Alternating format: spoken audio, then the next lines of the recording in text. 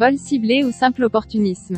Le 15 mars dernier, les bureaux de la société FSNB Healthcare ont été cambriolés, rapporte Le Parisien, tandis qu'une enquête a été ouverte et confiée au commissariat du 17e arrondissement de Paris. Une attaque qui a eu lieu entre 13h10 et 14h15, rapporte Le Quotidien, et dont l'une des principales victimes n'est autre que François Sarkozy. En effet, cette société de conseil en stratégie de la santé n'est autre que la propriété du frère de Nicolas Sarkozy. Un coup dur pour lui, tandis que les cambrioleurs se seraient introduits dans les locaux situés dans le quartier Villiers au moment de la pause déjeuner des employés.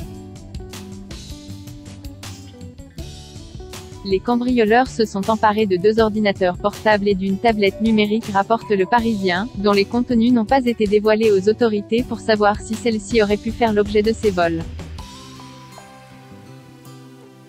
Les données ne nous ont pas été communiquées, indique une source policière, tandis que les autorités n'ont pas encore pu établir le mobile de ce vol. François Sarkozy a porté plainte lui-même au commissariat des Batignolles, 17e. L'enquête se poursuit, tandis que des traces ont été retrouvées sur les lieux et ont ensuite été envoyées au laboratoire. Les résultats sont toujours attendus. Nicolas Sarkozy récemment condamné à la prison. Tandis que François Sarkozy fait appel à la justice pour une affaire de vol, son frère Nicolas, lui, y a été confronté le 1er mars dernier pour l'affaire dite des écoutes, pour laquelle il a été condamné à la prison ferme.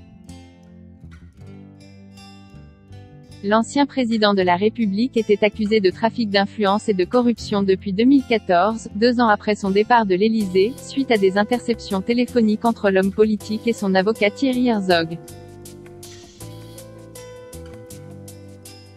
Des faits pour lesquels le mari de Carla Bruni a été reconnu coupable par la chambre correctionnelle du tribunal de Paris, écopant ainsi de 3 ans d'emprisonnement, dont un ferme.